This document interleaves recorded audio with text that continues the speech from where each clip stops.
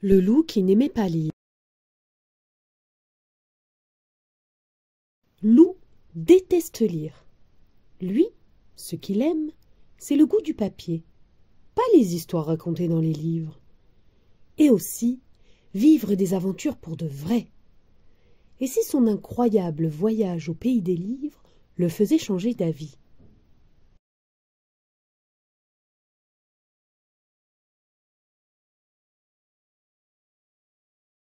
Le loup qui n'aimait pas lire.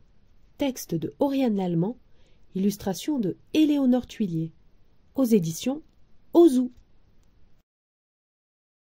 Il était une fois un loup qui dévorait les livres, les petits, les grands, les contes, les dictionnaires, les romans, tous passaient sous sa dent acérée.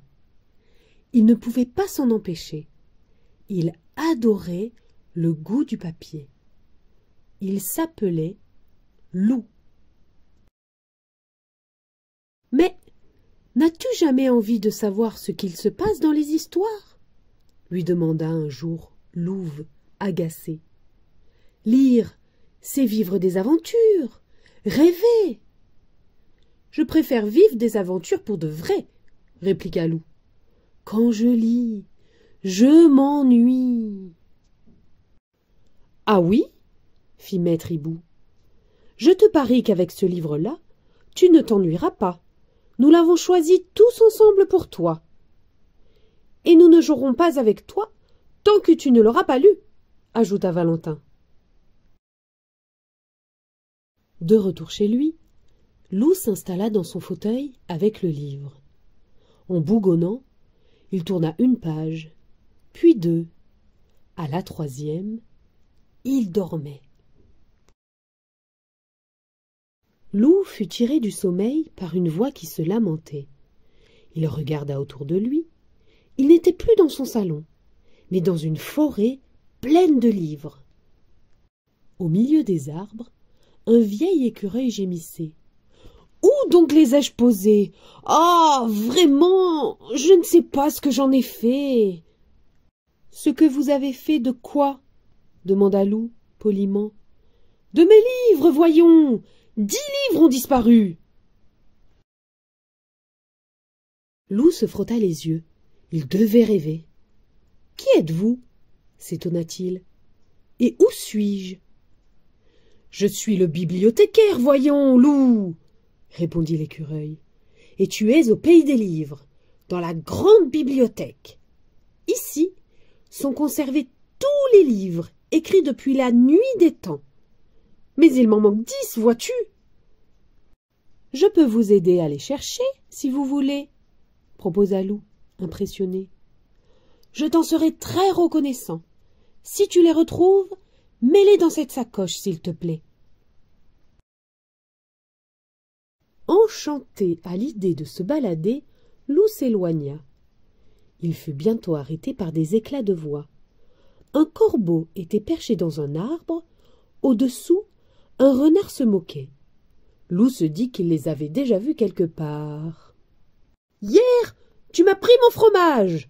cria le corbeau. « Et maintenant, tu me chipes mon livre ?»« Ce n'est pas ton livre, c'est le mien !» riposta le renard en posant l'ouvrage dans son panier. Les voyant occupés à se disputer, Loup s'empara du livre et s'éclipsa. Et un livre de retrouvé. Loup s'installa avec le livre. Il avait terriblement envie de le grignoter. C'est alors qu'un lapin blanc très pressé, portant une montre à gousset et un livre sous le bras, passa devant lui. Il disparut dans un terrier en murmurant « Par mes oreilles et mes moustaches, je suis en retard! Comme je suis en retard !» Sans hésiter, Loup le suivit. Il parcourut un long tunnel et déboucha dans une pièce pleine à craquer. Il y flottait une délicieuse odeur de pain grillé, de beurre et de crème à la vanille. « Bienvenue au pays des merveilles !» le salua le lapin. « Pourquoi me suis-tu ?»« Je cherche les livres que le bibliothécaire a perdus. Il me semble que tu en as un. » Celui-là? Fit le lapin. Il parle d'Alice et de moi. Passionnant. Il est à toi si tu prends le thé avec nous, ajouta un drôle de chat qui souriait de toutes ses dents. Et de deux, pensa Loup en glissant le livre dans sa sacoche. Puis il s'installa à table. Tout ceci avait l'air très appétissant. Après le thé, Loup salua la compagnie, choisit une porte et se retrouva dans la jungle. Il fit quelques pas et fut presque déçu d'apercevoir 2 livres abandonnés sur un rocher. Décidément, ces livres étaient trop faciles à trouver. 2 plus 1, ça fait 3, plus 1, 4, s'exclama Loup, avant d'être bousculé par un garçonnet chevauchant une panthère noire. « Si j'étais toi, je ne resterais pas là, » lui cria la panthère. « Cher Khan, le tigre est à nos trousses. » À ces mots, un rugissement terrible retentit, si terrible que Loup en demeura pétrifié. « Grimpe à cet arbre, vite !» ordonna une voix tombée du ciel. Loup ne se le fit pas dire 2 fois. Il escalada l'arbre à toute allure. Au sommet, quelqu'un l'attendait. « Qui es-tu » demanda Loup. « Je m'appelle Peter Pan. Et toi, tu es Loup » répondit le garçon, amusé. « Tu as vraiment le chic pour te trouver là où il ne faut pas. Allez, suis-moi, je t'emmène au pays imaginaire. » Quelques pincées de poudre magique plus tard, Loup planait dans les airs avec Peter Pan. Hélas, son plaisir ne dura pas. Un énorme filet s'abattit sur les 2 amis. « Enfin, je te tiens, Peter Pan !» jubila un affreux pirate. « Et qu'as-tu avec toi, nom de crocodile? Un loup ?»« Relâche-le, Crochet !» le menaça Peter Pan. « Il n'a rien à voir dans l'histoire. »« Que nenni !» répondit le pirate. « Tes amis sont mes ennemis. Je le garde. »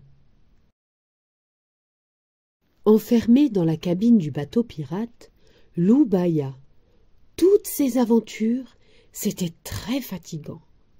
Il s'allongea sur le lit et découvrit, enfoui sous l'oreiller, 2 nouveaux livres. Le premier livre était une histoire d'île au trésor. « Et de 5 !»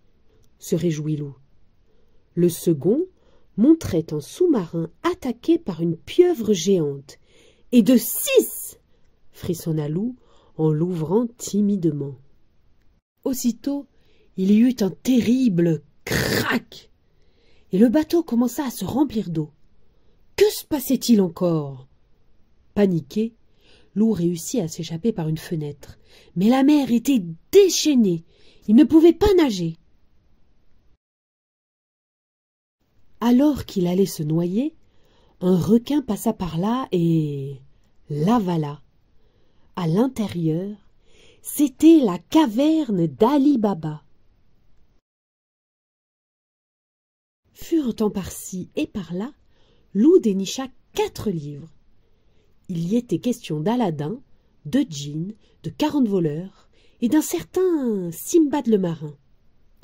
6 livres plus 1, ça fait 7, plus 1, 8, plus 1, j'en suis à 9, plus le dernier, on arrive à 10, compta Loup, ravi. Mission accomplie. Ne reste plus qu'à sortir d'ici. On est coincé, comme toi, l'interpella alors un pantin dissimulé dans un coin. Mais avec mon papa, Geppetto, on a une idée. On va allumer un feu et le requin nous recrachera. Veux-tu nous aider?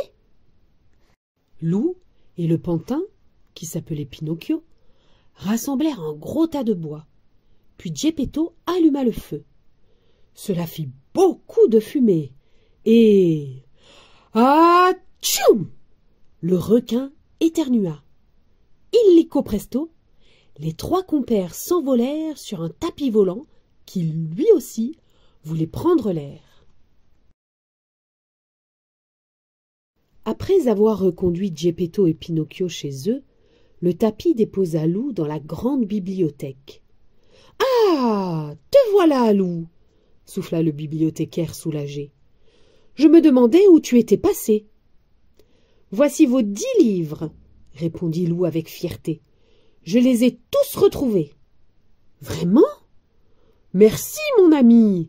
Décidément, tu es épatant. » Et tandis que le vieil écureuil remettait les 10 livres à leur place, il y eut comme un gros soupir qui venait de toutes les pages refermées, et...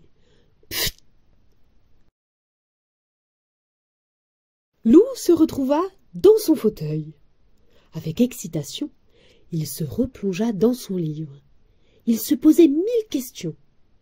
Où était le pays des merveilles? Qui était le garçon qui chevauchait une panthère? Peter Pan avait-il échappé au vilain crochet? Lou était tellement absorbé par sa lecture qu'il n'entendit pas ses copains entrer. « Salut, Lou! Tu viens jouer avec nous ?» demanda Valentin. « Plus tard, les amis, » répondit Lou. « Vous voyez bien que je lis. » Fin.